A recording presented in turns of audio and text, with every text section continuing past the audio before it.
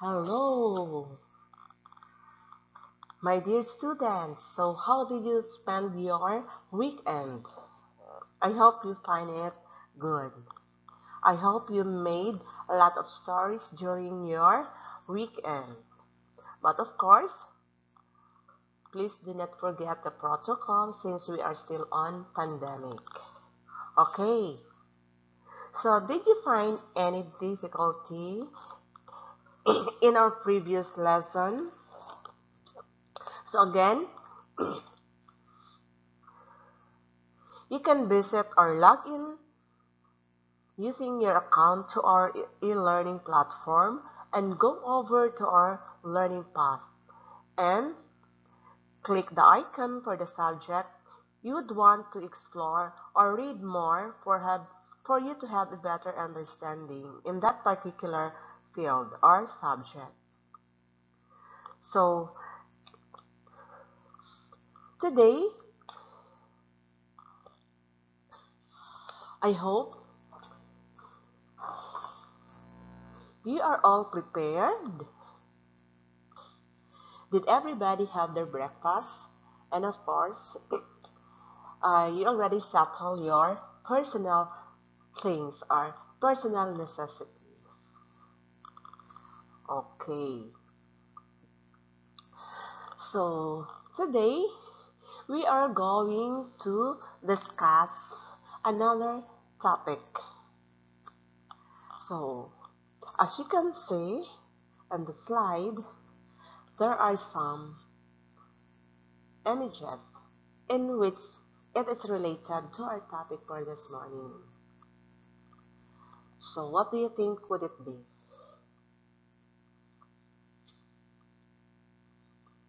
Okay.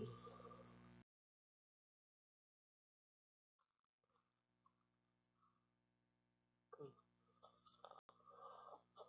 So our lesson for today is all about the ideas from the ancient Greeks on the atom.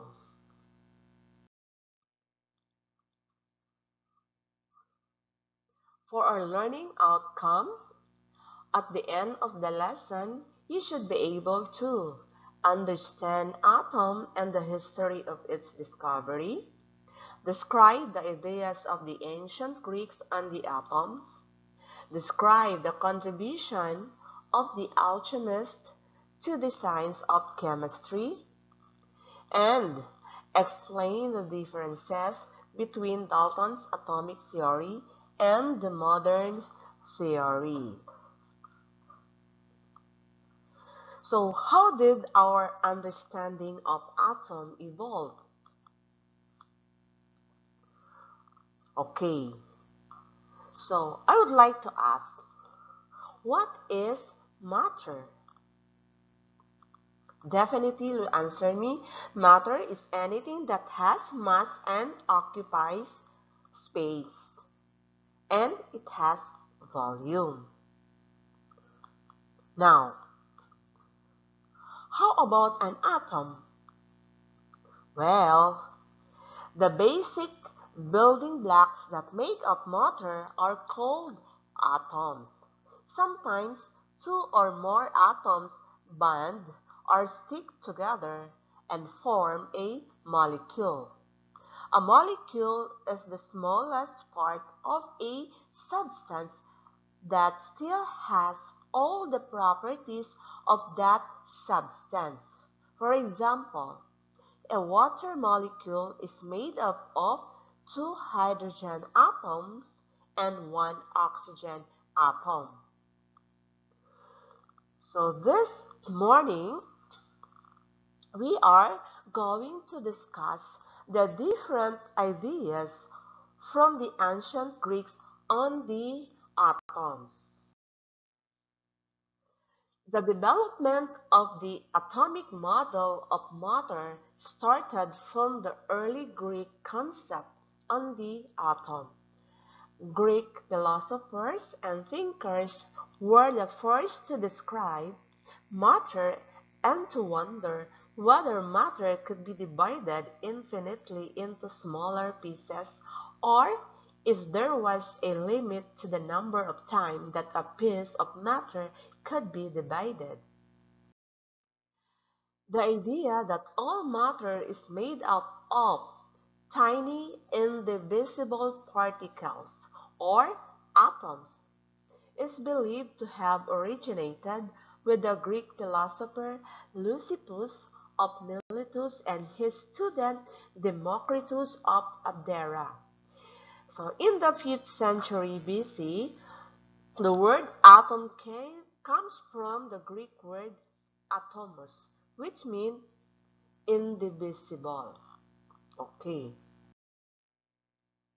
so this is the image or the picture of Democritus of Abdera. And of course, Leucippus of Miletus. So they are also known scientists. So Greek scholars who believed that matter could be divided into tiny particles until such point where it can no longer be divided anymore. So they became the first proponents of the atomic theory. So the early ideas on atoms are summarized in here.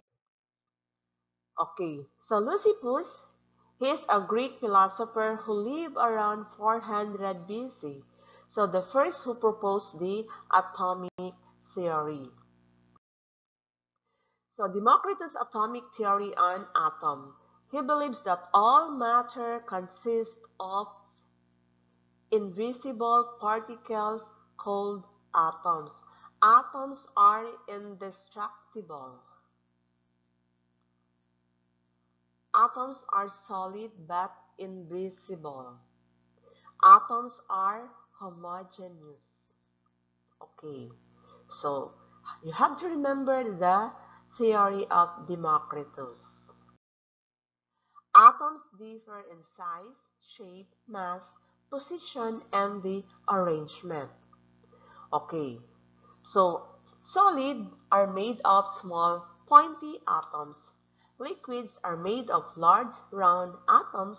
Oil are made of very fine, small atoms that can easily slip past each other. Okay.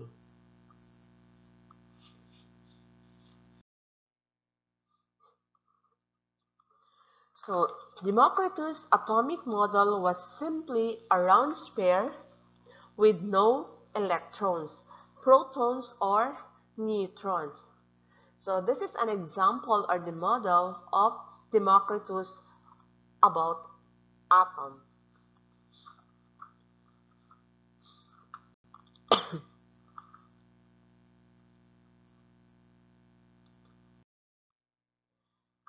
So now, we have here Aristotle. So, we're going to find out how or what is the idea of Aristotle also about atom. So according to Aristotle, everything is made of four elements. So what are these four elements? Okay, we have the air, the fire, the water, and the earth. So for centuries, scientists didn't have the methods or technology to test their theories about the basic structure of matter. So people accepted the ancient Greek view. So again, Aristotle, he stated that believing in atoms would mean putting restriction on the gods, who have the power to divide elements smaller than atoms. Okay. So the ideas that serve as arguments against atomism. We have here Anaxagoras. So Anaxagoras argued that there was an infinite number of elementary natural substances in the form of infinite infinitesimally small particles that combine to comprise the different things in the universe. So, Empedocles stated that everything is made up of four internal and unchanging kinds of matter. You have the fire, the air, all gases, then water, all liquids and metals, and the earth, which is all solid. Now we have Plato. So further expanded Empedocles' theory by saying each of the four kinds of matter is composed of geometrical solids. The Platonic solids further divisible into triangles. When rearranged, these triangles could cause the apparent transformations between the four basic kinds of matter.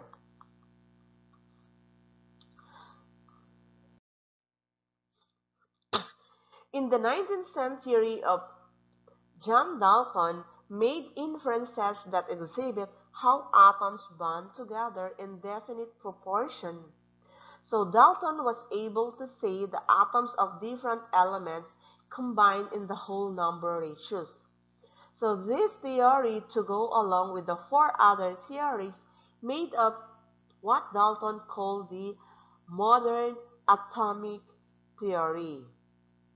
So this included in these two stated atoms could not be divided or destroyed, a theory that stated different elements contain different chemical properties, and atoms at the same element contain the same chemical properties. So Dalton made two assertions about atom. Atom 1. Atoms of each element are all identical to one another, but different from the atoms of all other elements. And 2. Atoms of different elements can combine to form more complex substances. Although the two theories that speculated atoms could not be divided were false. So we have here now Dalton contributed greatly to the advances of atomic theory and would greatly influence J. Thompson in his own discoveries. Now, we have the expanding modern atomic theory of J. Thompson. So, he was known for his Plum Pudding model.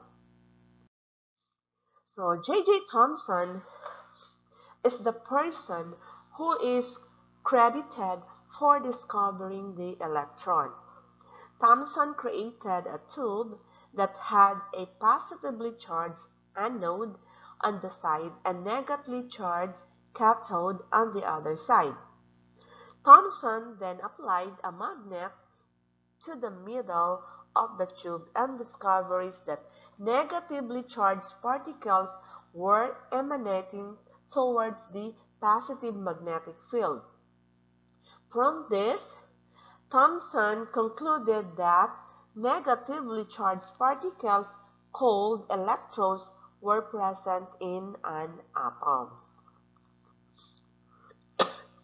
So, we have here Thomson model, how it looks like. So Thomson then created the Plum Pudding model, which suggested that electrons and protons were randomly placed throughout the atom. Okay, so this is the model of J. Thomson, the Plum Pudding. Now, we have to discuss Rutherfords Experiment. In 1911, British scientist Ernest Rutherford set out to test Thomson's proposal by firing a beam of charged particles at atoms. So alpha particles in twice the positive charge of a proton, alpha particles are now known to be the nuclei of helium atoms, which contain 2 protons and 2 neutrons. Okay, so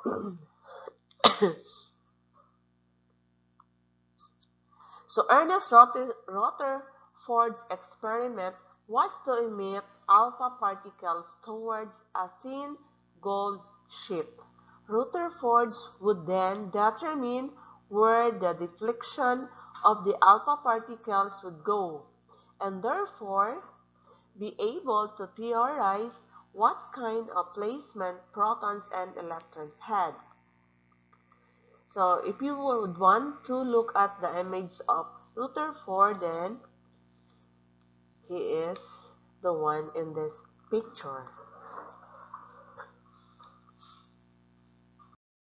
Okay, so try to look at the experiment of Rutherford. So you have here the source of alpha particles. This is the lead shield. Then beam of the alpha particles towards the gold foil. Then you have there the fluorescent screen. So now you can see the reflection and how the particles are moving. So as you can see, there is the nucleus and the atoms of the gold foil. So this is how Rutherford experiment described on the atoms. So Rutherford observed that most of the alpha particles went straight through the foil.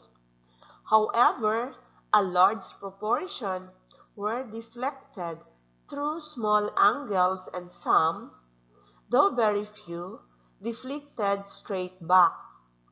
So Rutherford then theorized that there was something called nucleus. Okay. So this nucleus contained a high density of positively charged particles.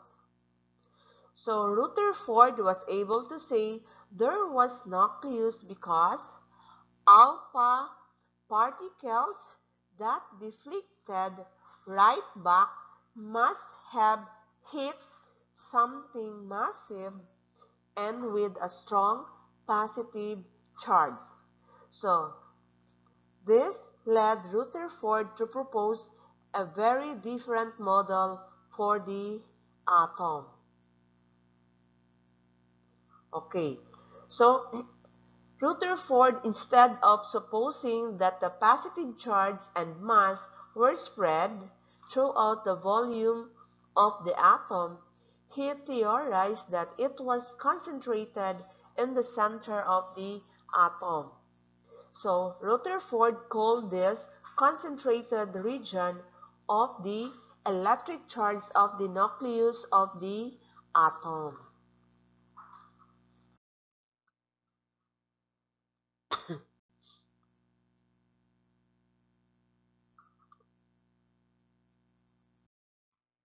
Okay.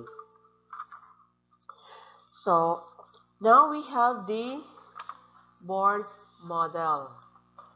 So Danish physicist Niels Bohr used new knowledge about the radiation emitted from atoms to develop a model of atoms significantly different from Rutherford model.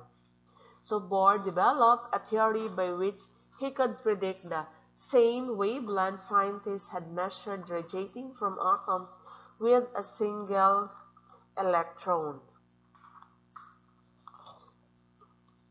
Okay.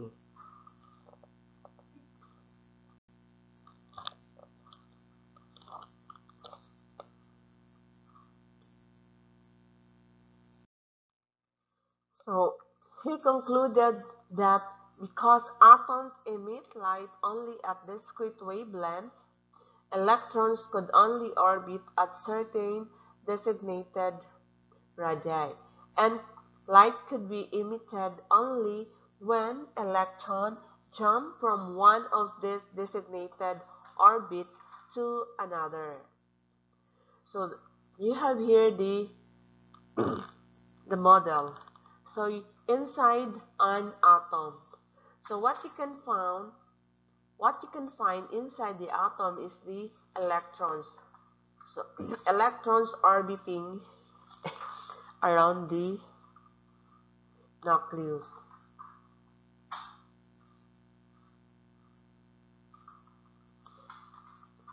Then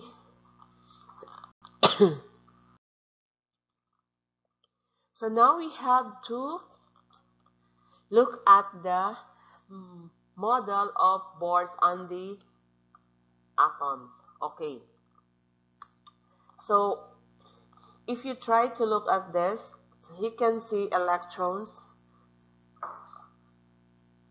orbiting the nucleus. So now we have to find out how many electrons are there in the first shell, second shell, and on the third shell. Okay. So the electrons are represented by those with green colors orbiting now. And then you have the electron shell. Okay. Okay. So let's have to find out the number of electrons per energy level. Okay. So for energy level 1, there are only 2 electrons. So the capacity is only 2 electrons for level 1. And then for energy level 2, you have already 8 electrons. Okay. So energy level 3, you have 18 electrons already. Then 4, you have 32. Then 5, you have 50. 6, you have 71. Okay. Now,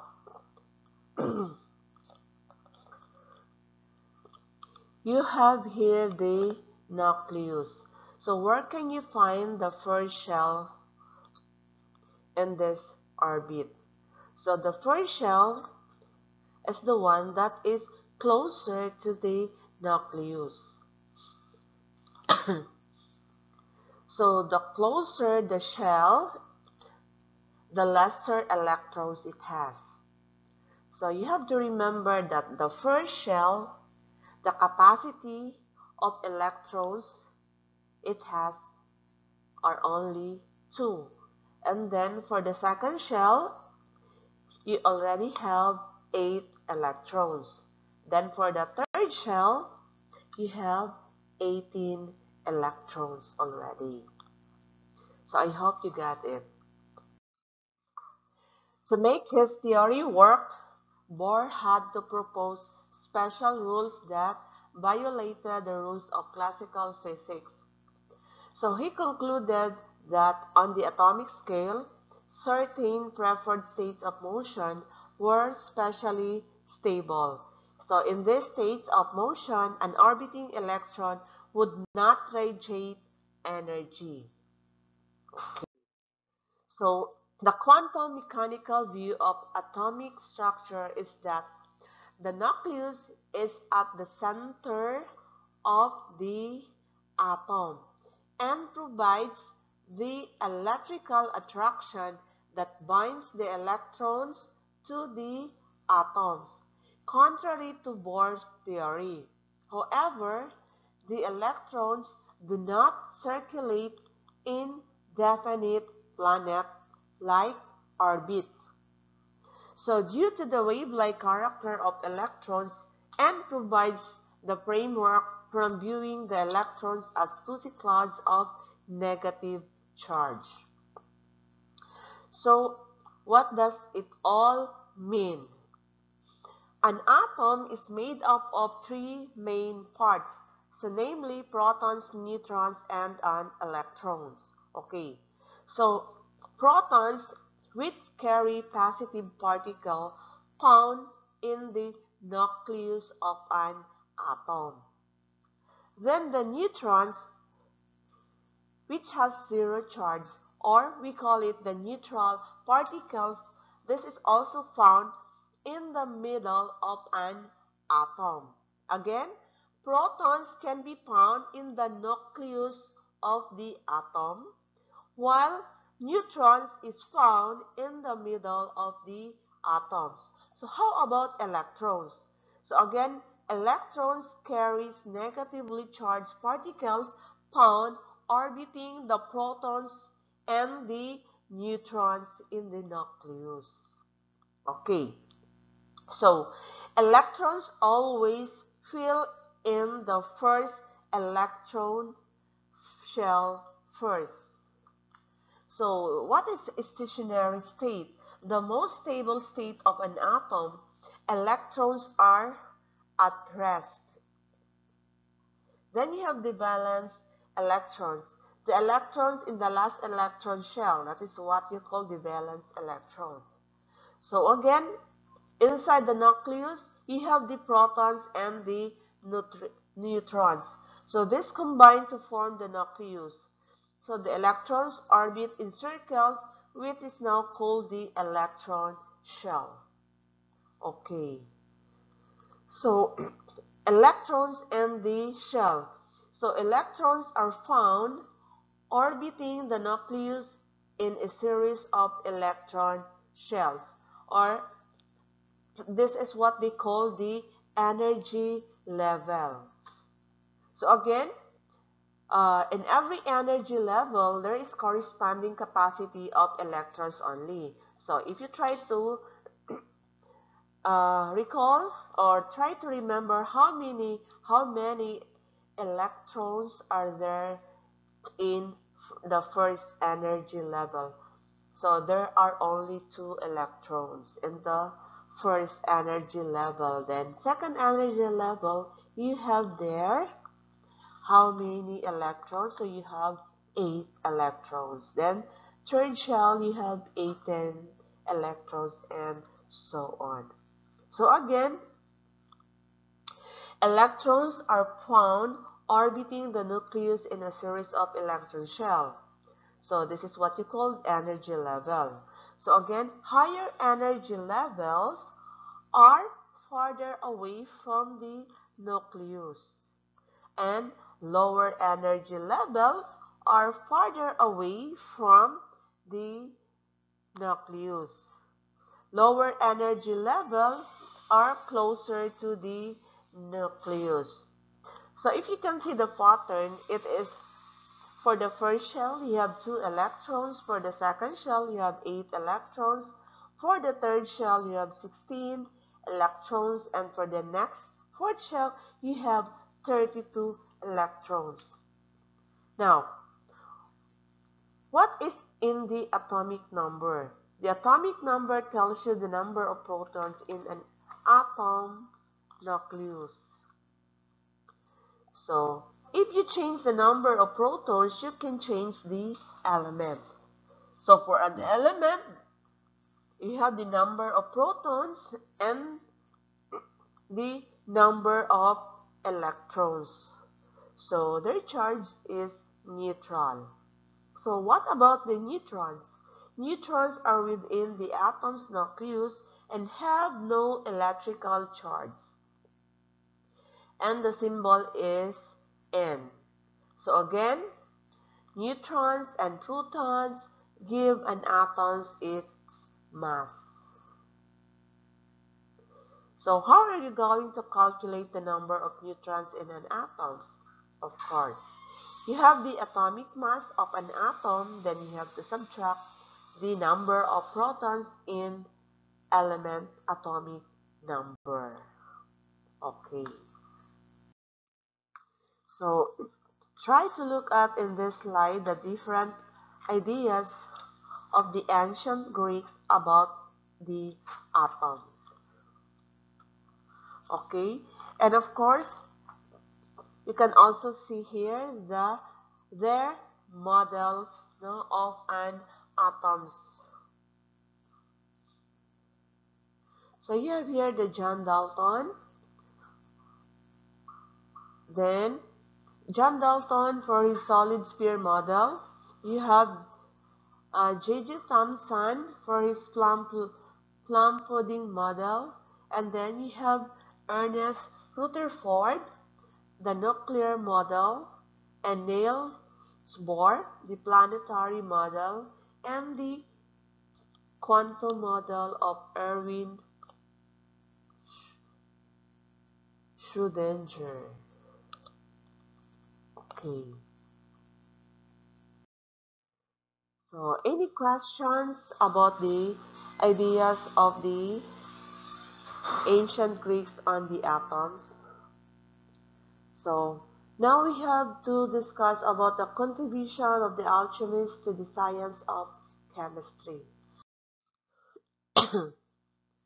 So, chemists use symbols to designate the elements. Some of the symbols for some elements used by alchemists are given in the figures below. So you have here some elements. You have the gold, silver, the copper, the iron, mercury, tin, and the lead. Okay, so this is the gold symbol. And then for the silver, so it looks like this, as if it is a half moon or quarter moon. Then you have the copper, then the iron, the mercury, the tin, and the lead. Okay. So a pseudoscience called alchemy dominated 2,000 years of chemistry history. Some alchemists are mystics and some were serious scientists.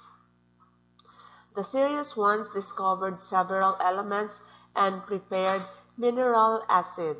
So the development of systematic metallurgy with the extraction of metals from ore and the medicinal application of metals from ore laid the foundation of modern chemistry.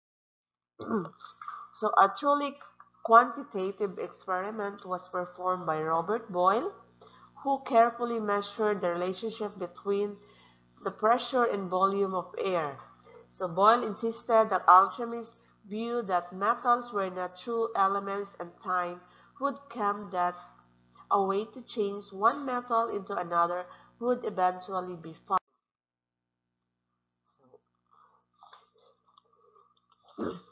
Class, if you have any question, then again, as what I have told you, you can log in your account into our e-learning site. Then, for more resources, PowerPoint presentation, then you can go over to our learning path. Then, you can choose there the subject in which you would want to explore more or read more. So, thank you and have a blessed morning. So, see you next week, and I hope uh, you can possibly answer all the assignments and the tests that was given to you. So, stay safe, everyone.